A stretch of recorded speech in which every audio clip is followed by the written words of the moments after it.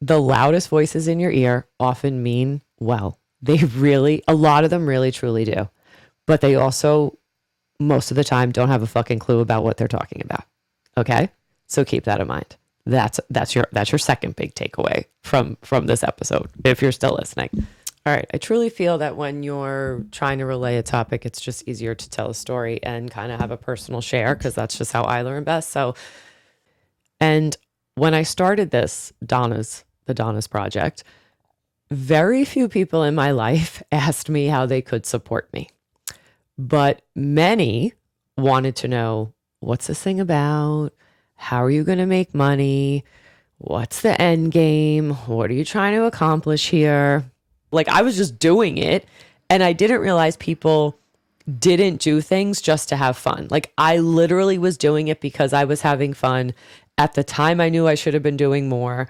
I didn't really know what. This was an idea. It was the first real idea that, like, I had the guts to run with, the confidence to run with. And then it was like my balloons were getting poked, like, and popped in every direction because of other people. And I should have just tuned it out. And if you take anything away from this entire thing and me talking today, it's tune them out. Don't let them get to you. Don't let them get in your ear, and have fun. If you're having fun, like, what does it matter? Especially in this like shit show that we're all stuck in right now, where like our fun is just getting boom, like left and right.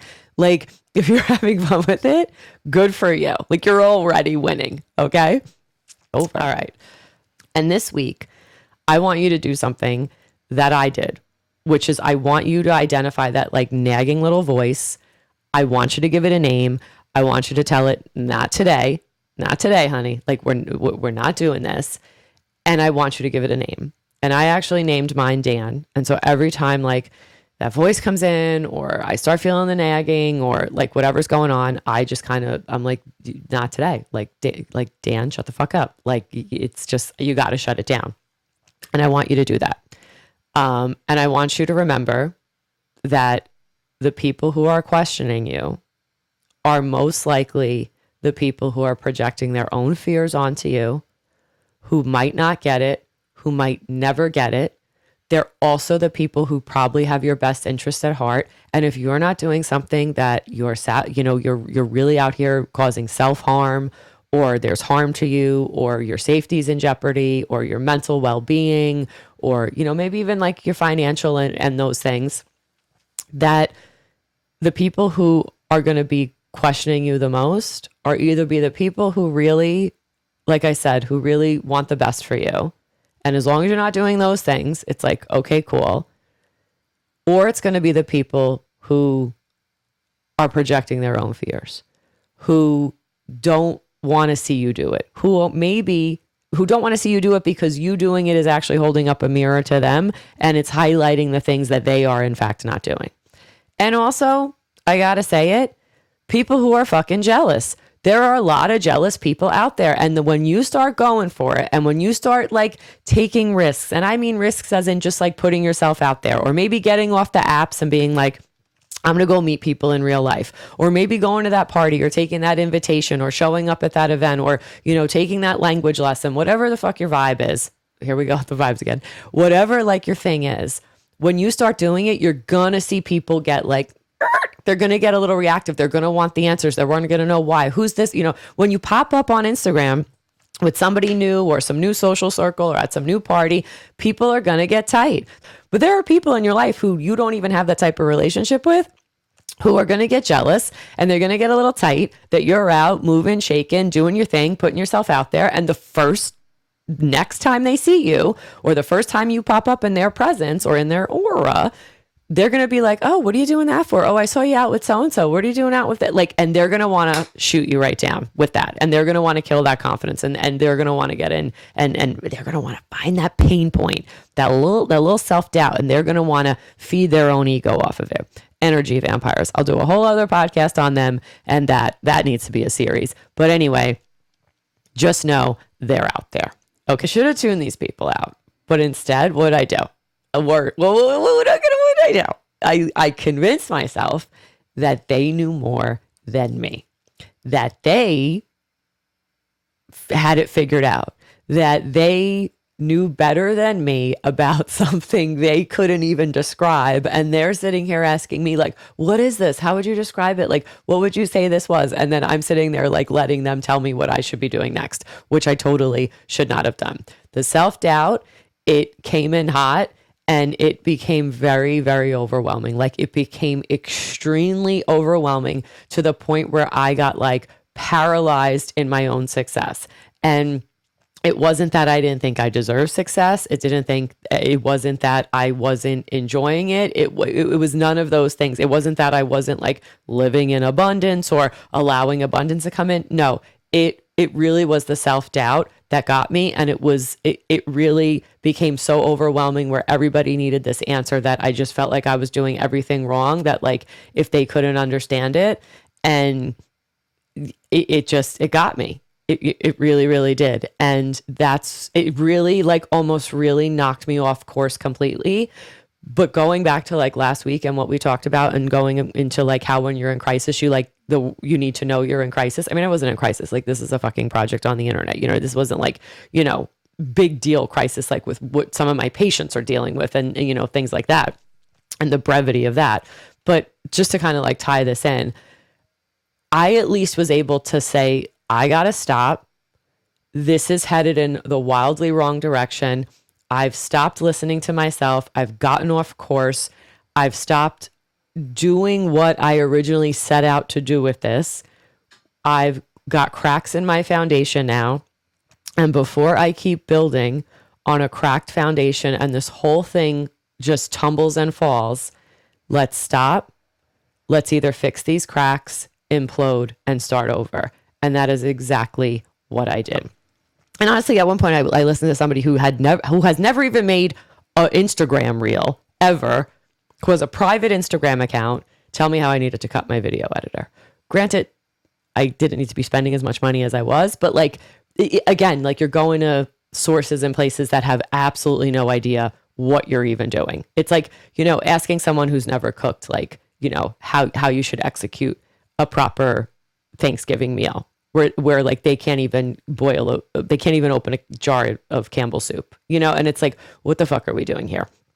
But like I said, that's why you got to be able to like tune in, identify, recognize, and like say, let's stop. So I fell very much deep into the belief that these people knew way better than me and that I did not know what I was doing. And honestly, I had my most successful year, both financially, in growth, in like content growth, in engagement, in I guess clout of me like getting invited to things or people recognizing what I was doing, when I apparently didn't even know what I was doing. And I was just going off the vibes.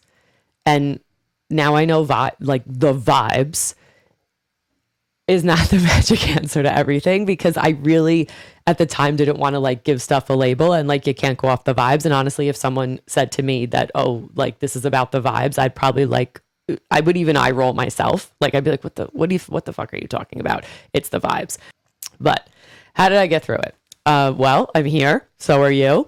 You're watching, you're listening, you're reading, you're doing something, you're supporting, which I really appreciate. So thank you.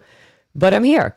And we're doing it, and we're all doing it. Are we doing it well? I don't know. Have we done it well at some point? Yeah, or we wouldn't be here. Or are we not doing it great at times? Yeah, and that's when we need to be a little bit more introspective, or that's when we maybe need the assist. But people are always going to want answers. They're always, like, literally, it's why we do interviews. It's why we watch. It's why we are so, glued to the news. It's why we're on social media nonstop. It's why we're all, we have Google at our fingertips. We, you can't remember a date. You can't remember a song lyric. Like, we got it all at our fingertips. We always want the answers, especially if you're a millennial, because we were taught to like research everything and we trust no one. So we are always looking for our own answers and always making sure that what we're receiving or what we're interpreting or what we're witnessing is 100% correct. Like, we've been gaslit so fucking much by society, our teachers, our parents, that like we are so untrusting. We are constantly looking for the answers. It's just how we roll. But when someone is looking for the answers or someone is questioning you, you can in turn stop, take a pause, take a beat, as they say, and ask yourself, why do they need these answers? Why do they need this answer right now? And is me not giving them an answer right now going to impact my game, my long game, my end game in any way? If you don't have a job and you're in front of someone and you're like, oh yeah, I got laid off last month. And they're like, oh, what do you do? What are you looking for? What are you trying to get into? You know, I work in HR, or my husband's a recruiter. Bitch, fucking come up with an answer. But if it's, you know, someone at a party who's 3 Chardonnays in and they're like, oh, so you have a Substack? What do you write about? Oh, the art of self. What's that? Oh, so like, what are you going to do with that? Are you going to, like, are you trying to be like a coach or something? Like, oh yeah, I got, what's it? Could you text it to me? Like, just fucking be like, oh, I'm gonna have diarrhea. I gotta go. Like, you know, just get yourself out of the fucking situation before that takes its own spiral into your head. You know what I mean? All right. What else? Self-doubt. Guess what? Doesn't make you weak. Everybody's got it. Even the top athletes have it. And I know because every now and then I get to hang out with them, and they got coaches. They got people who are helping them with their mindset.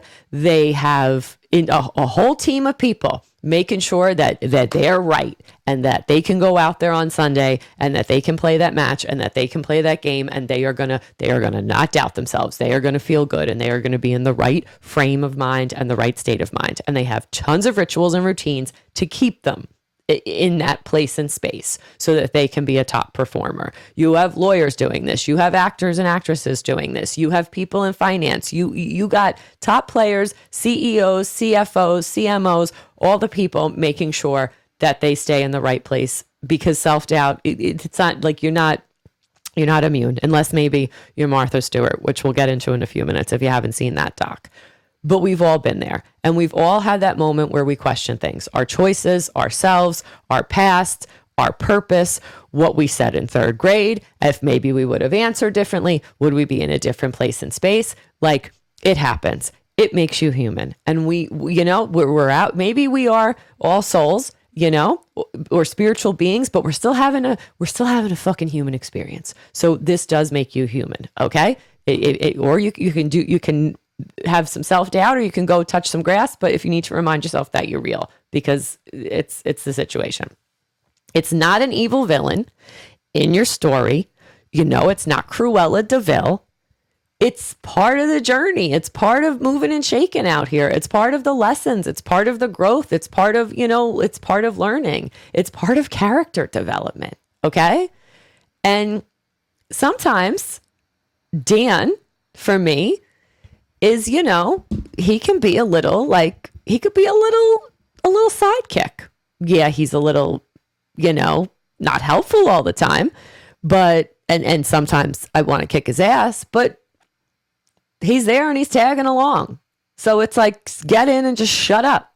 And that's how I have to approach it, because the more energy and the more time I spend trying to shake Dan, and concentrating on that, I lose focus on what I really, really need to be concentrating on, which is my purpose and my path and the things I want to be doing. Like, at the end of the day, do I want to spend all this time, you know, concentrating on shutting that self-doubt voice up? Or do I want to be making my projects? But like, if I only have 20 hours in a day, I'm not going to spend 10 hours like sitting there and being like, oh, I got to figure out how to get rid of the self-doubt. It's like, okay, I acknowledge it's there.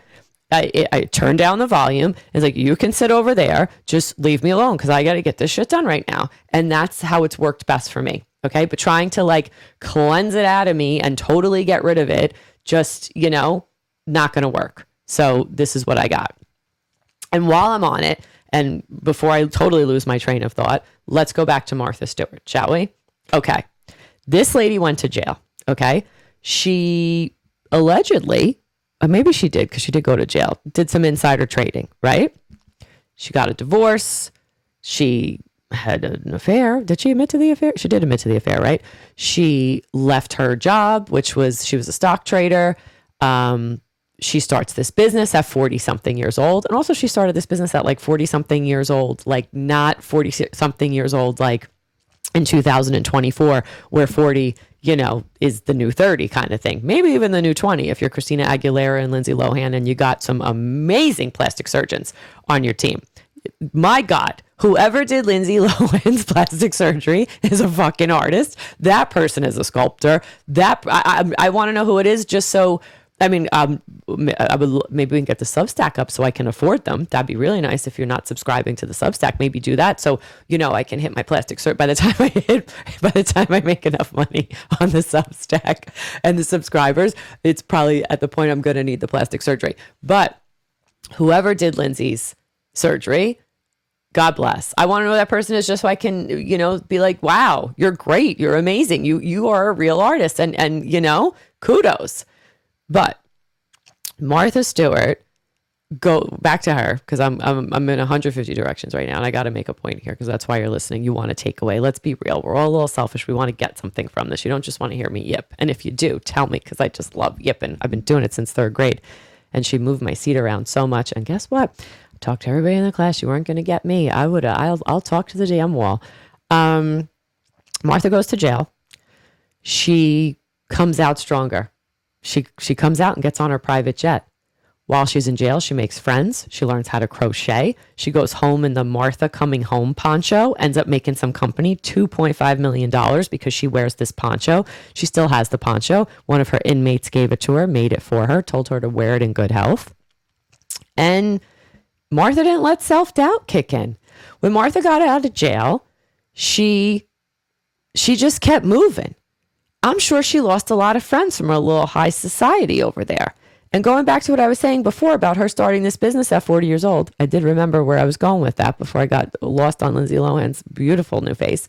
Martha was out here doing it in she's 80 now. So 40 years ago, she was doing this like in the 90s and shit where like being 40 didn't have the clout that it has now. Like you weren't celebrated. You weren't like, she was like just starting at 40 years old. And she was recently asked if she had imposter syndrome and she like laughed in the person's face. So like maybe maybe instead of having a name for the self-doubt, maybe find your inner Martha or find your own like little inspo there that you can name and call on, like Beyonce had Sasha Fierce, call on your inner person that like, boosts you up and gives you the self-confidence and lets you be able to move through, and tell people that like you're a vibes curator, like, and instead of saying that you're the administrative assistant of the company, like whatever you got to do. So with Martha, she didn't let a federal conviction slow her down. She comes out, she becomes friends with Snoop Dogg. She reinvents herself. She continues building her empire. She's out here with, the dogs and the cats and the farm and her Clydesdales and her peacocks. And she's even telling, correcting the New York Times of how many peacocks she has because they got the number wrong and she owns way more than they quoted that she had. Like this, the audacity's like on 120 with her.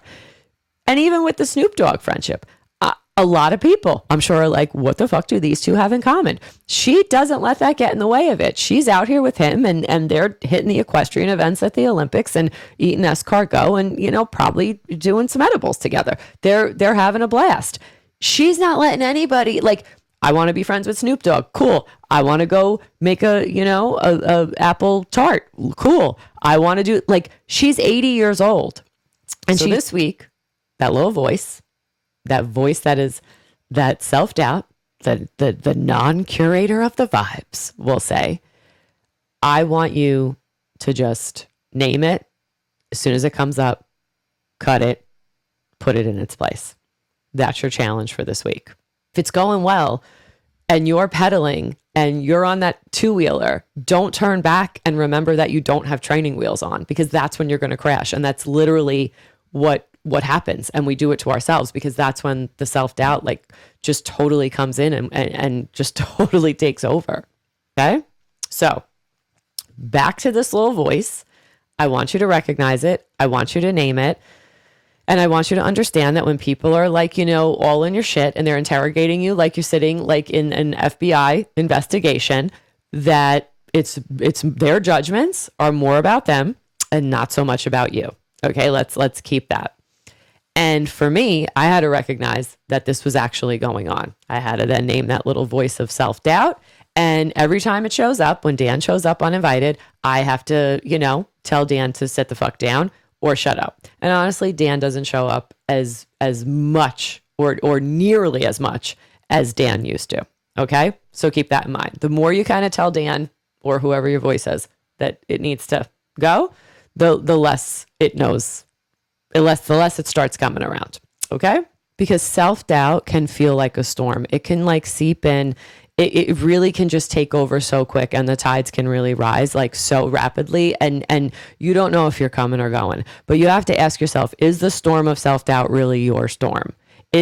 How do you tell the difference between doubt that's coming from your gut, from your fears, from your lack of experience, from you being unsure, or from what other people are projecting onto you? How do you tell the difference?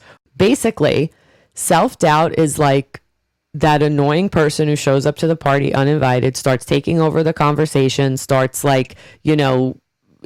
basically getting in your head and being like, you sure you can do this? Are you sure you can pull it off? What's really going on? And it usually comes in when there's something big on the horizon, when you're pushing yourself out of your comfort zone, and when you're ready to kind of like move through and launch and like make a big break. And usually it comes in and you can recognize it as a fear. You can recognize it as, I might be unprepared for this. Oh, I'm overthinking. Oh, this feels right, but I feel scared shit. I feel like this could be a good thing, but like, I don't know, I'm terrified at the same time. That's when it's coming in and it's yours. When you can feel the fear, when you can feel the uneasiness, when you don't know, and it's the unknown. That's self-doubt. And in my case, it's like, why was I trying to justify this series, these interviews on women in food, to honestly people who, like, when they go on vacation, go eat at an Olive Garden? Like, I hate to be harsh, but it's true. Like, I was sitting there trying to like give answers and justify to people who were never going to get it in the first place. Like, so that's what I'm saying. Just keep that in mind. And it like and going back to Martha Stewart, would her explaining to people who never catered a party, who never like catered their own party, who never hosted, and who basically thought an idea of like a dinner was like a Pop-Tart, a lean cuisine, and maybe a Diet Coke, like, would they get an amuse-bouche? Would they understand a cordon bleu? Are they going to get this lady? No, she wouldn't even waste her time. She'd be like, enjoy your Diet Pepsi. Good luck with the Big Mac. You're out of your mind. Like, I'm out of here. I got escargot to eat with Snoop Dogg in Paris. Like, I'm doing the Olympics, So don't waste your time trying to pander or make people understand who aren't even speaking your language. Like, just do yourself the favor, because I should have did myself the favor way long ago. And now I'm just kind of like, now I'll just sit there and be like, okay, great, cool. One way to tell, honestly, if the doubt is based on a real decision, like something that, and when I say real decision, I mean something that feels aligned for you, something that is real, something that is in your wheelhouse, something that is in your, in your path, and that it's aligned with what you're doing and it feels scary. And when that fear is like trying to make you play small, then it's yours. Then you can claim it and say, okay, this is my doubt. This is my self-doubt. But if that doubt is coming from other places or other people's projections or other people's expectations or what you're afraid other people are going to think or what they might think, then it's not yours. It's coming from somewhere else, and you have to shut it down. that fear is not even yours. It's borrowed. It's someone else's projection. It's someone else's shit. And it's toxic, and you got to get rid of it, because that's what's going to throw you off, and that's what's going to make you make a bad decision, especially if you're operating in what other people are going to think or what other people are expecting from you, or even worse, you trying to prove or impress other people before you try to impress yourself, or just try to make yourself proud. If you're doing things like, oh, this person will be proud, or, oh, I'll show them. I mean, we all need a little bit of petty, you know what I mean? Sometimes petty helps us get out of bed in the morning. But like, if your sole purpose is to piss other people off, or to, show them, or I'll show them that they should have paid attention to me, or I'll show them that they should have taken me seriously. Yeah, no bueno. It's like not good. It's not a good look, and you're doing it all for the wrong reasons. And you're going to end up doubting yourself because you're not doing it for yourself to begin with. So when that's happening, your job is to tune in, ask yourself, is this fear mine? Is it someone else's? Am I just like hearing, other people's voices who don't even know what the hell I'm doing or what I'm even trying to accomplish? And if it's coming from somewhere else, it's not real. It's not yours. So just tell it to shut the fuck up and keep it moving and keep going. And like, go on with yourself. Like, that's what you got to do. So if you want to take this a step further, I got some exercises. I got some help for you. If you want to keep moving with this, some tools that have helped me, stuff written down because I can't remember everything. My brain's fried. I want you to write down a list of everything you've accomplished this week, this month, this year, whatever you got, however, if your attention span is short, let's start with this week. If it wasn't a great week, we'll look at the month, the year. You got me, right? Let's make this work for you. And think about the things that you've made it through on some of like your worst days, in the worst times of your life, in the most stressful moments, shit that like you can't even believe you pulled off, and write it down. Just like have it. And anytime this week, this month, the rest of the year, when the doubt starts to creep in, I want you to ask yourself, what am I afraid of in this moment, with this circumstance, with this decision? Again, apply it to whatever you got going on. But whenever the doubt starts, moving in, and then just like write out the worst case scenario, like the worst thing that could happen if you decide to do X, Y, Z. So this way you can like really move through the fears, figure out what's yours, figure out what's creeping in from other people's expectations, figure out what's real, what just, maybe you like rolling with the story. And, like a lot of us have great imaginations, especially if you had to entertain yourself and didn't grow up with cable. We have amazing imaginations. It help, like in my case, it makes me very creative, but it can also sabotage the shit out of me. You know what I mean? So like keep this all in mind. And then I want you to ask yourself, what would I do if I wasn't afraid?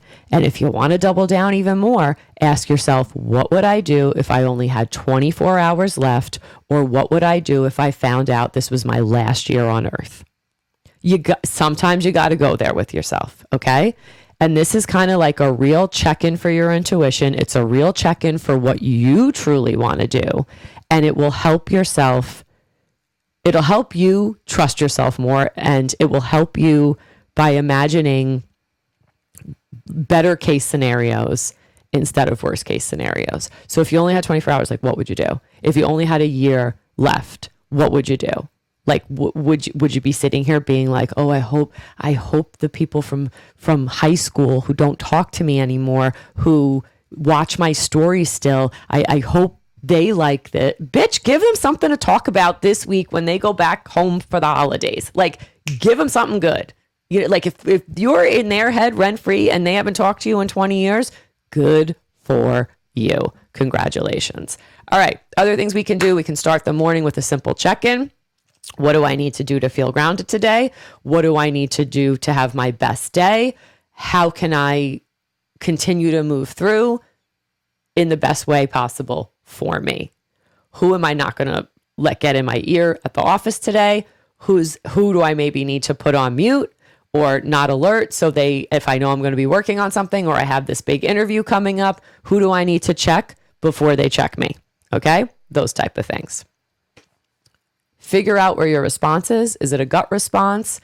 Do you need to sleep on things a little bit more? Is it an emotional response? Do you need to feel lit up? Do you need to feel good? Do you need to feel that hard yes? Do you need to feel that hard no? Only you can figure that out. And that takes time and that takes practice. And you need to figure that out for yourself. I can't figure that out for you. And most importantly, when you are in a moment where you are unsure, or you can feel the doubt coming in, which you're going to have to start feeling the doubt to start feeling when it's coming in, feel that doubt and pause. Again, take a beat, take a breather, and ask yourself, is this coming from me? Is this coming from somewhere else? Or is this coming from somebody somewhere? Because the somebody somewhere could be your mom from 25 years ago telling you whatever she said. It could be that teacher. It could be that bully in class. It could be those mean girls. Where is this coming from? Stop for a moment. Is this coming from me right now? Is this my fear? Is this my doubt? Or is this somebody else's? And really identify where it's coming from. That's what we got. If you are reading the Substack, I'm going to put some books in there. I'm going to put some things that have worked for me, like journals, maybe some apps, some stuff that I got. I have to curate that. I haven't written the article yet. I did things a little differently this week. I decided to make the podcast, and then from here, I'm going to write the article. So, little bonus for the Substack subscribers. I'll put some other things in there. I'll also do, talk about more about some stuff that's coming up. We got the vision board course coming up. I'm going to be doing the open enrollment for that. It is going to be live this year. We are going to do it online because everybody told me that that's what they want and they miss doing it live. So I am going to do that. And I want you to think about something that I've really been thinking about a lot in regards to this whole journey. And like I said, the self-doubt thing and the self-sabotage and in creating this series for you, like stuff that's like really been going on in my head. A lot of artists and a lot of the people who you're consuming and who you're looking to, whether it's for a laugh, whether it's for entertainment, whether it's, to feel the feels or heal the feels, whatever you got going on. A lot of these people, when they create in the beginning, they really don't know what they're doing. I can tell you that in my case, I was trying to process my own emotions. I was trying to move through my own thing. And a lot of the times we do that through creating art because it's how we can get it out. It's how we can best, it's how we can best process it ourselves. It's how we can best move through it. And a lot of the times, if we're lucky, we can do it again. Without self-sabotaging ourselves, we can pull it off again. But a lot of the times in the process of trying to pull it off again, we overanalyze how we did it, how we made it happen, and if it's ever going to be as good as the first thing. And a lot of the times, if we moved from a place where we say it's not going to be as good as the first thing because the first thing was the first thing and this is going to be the next thing and it's going to be different, but it's going to be great in its own way. And it's going to have its own thing and its own characteristics, I think we would be better off. And I'm sharing this because I think a lot of us should do this with everything in our lives, whether it's like a party, a date, a vacation, an experience, a job. It's like that one thing is its thing and the next thing is going to be its own thing. But trying to turn them into the same experience or trying to get the same fulfillment out of them or, have them hit the same notes or the same spots is, I think we're just setting ourselves up for failure. For me, that's a lot of the times that like doubt will seep in because I'll be like, can I do this again? Can I pull this off again? Can I make this happen again? And it's like, no, that chapter was that chapter and this chapter is going to be this one. And it's going to look different and it's going to feel different and it's going to fulfill you in a different way. And I think a lot of times artists, especially, and people, we end up self-sabotaging ourselves, or we think that where we created from the first time or where we pulled an experience from the first time, a lot of times for artists, it's from sadness, it's from the feels, it's from trauma, it's from breakups, it's from crisis. We think we have to be in that place and space to make good art again. And the truth is that is not the case. We don't need to always be pulling from pain to make something great. You can pull from joy, you can pull from happiness, and it can be just as good. it's going to feel different. The delivery may be different, but it is going to be its own unique thing. And I've been thinking a lot about Adele, and I think it's because my friend's going to see her again in concert and in Las Vegas before her residency ends. And she was really significant in my friend's healing and her own personal journey and her breakup and, you know, things that she moved through and went through. And Adele really was where she, you know, found a lot of healing and I guess, you know, felt seen and, when we move through our own stuff. And the thing is that we all loved Adele's song. Like if you're an Adele fan, you loved Adele's music when, or even if you're not an Adele fan, like at some point, you know, if you liked a song of hers, we loved her when she was in love. Well, when she was brokenhearted. Then we loved her when she was in love. And then we loved her when she was brokenhearted again. But I think more recently, we all really fell in love with Adele when she fell unapologetically in love with herself. And I think that's what we all have to do with this self-doubt thing and with this intuition thing is we all really have to fall unapologetically in love with ourselves. We all have to listen to ourselves. We all have to be our biggest cheerleader. We all have to be our biggest fan. And we have to be screaming the loudest in our own ears or other people really are going to get the best of us. Whether that's people, whether it's outside forces, whether it's the media, whether it's, you know, marketing and you telling you that you're not great. And if you get this, you know, if you get this cream or you get this lip gloss or you buy this outfit, it's all finally going to make sense and you're going to be the best version of yourself. I think we need to empower ourselves and we really need to be our own biggest fans. And we do it and we show up for other people in our lives and we really need to do it for ourselves. And I don't know, I've just been thinking about that Adele thing for a minute and I've been thinking about her and I just think we all really need to give ourselves a break. I think we need to show up for ourselves like, you know, we show up in other places and spaces. And I just want you to ask yourself this week and just kind of sit with yourself and ask yourself, what would I do if I wasn't scared? What would I do if I wasn't scared of what other people thought? And I think just that simple thing can help refrain a lot in a very short amount of time. So just take that and check in with yourself. And at the end of the day, I think you got to ask yourself if you're afraid of your own potential, because I think a lot of us are. And I think that's where a lot of the doubt comes in, because I think a lot of us, we're great. Like we're amazing. There's only one of you. Like think about that. Just like sit on that for a minute, that there's only one you. Like you're so insanely unique. And that's a lot to wrap your head around sometimes. That could be pretty gnarly.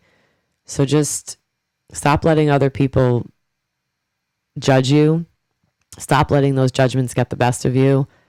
And, you know, figure out your own self-inventory. Figure out your own internal audit and figure out your own like stop and check system for shutting this down once and for all. Because right now, we need you more than anything. We need your gifts. We need you to show up in whatever capacity it is. And the collective really needs the best version of you. And that's what I'm hoping to do with this series, is to help you figure out the best version of you. So if you're on the Substack, I'm going to do some book recs. I'm going to do a little bit of extras on there because there need to be Easter eggs everywhere, regardless if you're listening, watching, reading. So this all kind of does point back to the Substack. So yeah, this week, celebrate yourself, celebrate the decisions that you make, no matter how big, no matter how small. And by the end of the week, figure out how many things you did that were aligned with the true you and not what other people think or not what you think they would think or what they would say. Just do you. Stay safe, stay healthy, and most importantly, take care of yourselves. Thanks for listening, guys. Bye.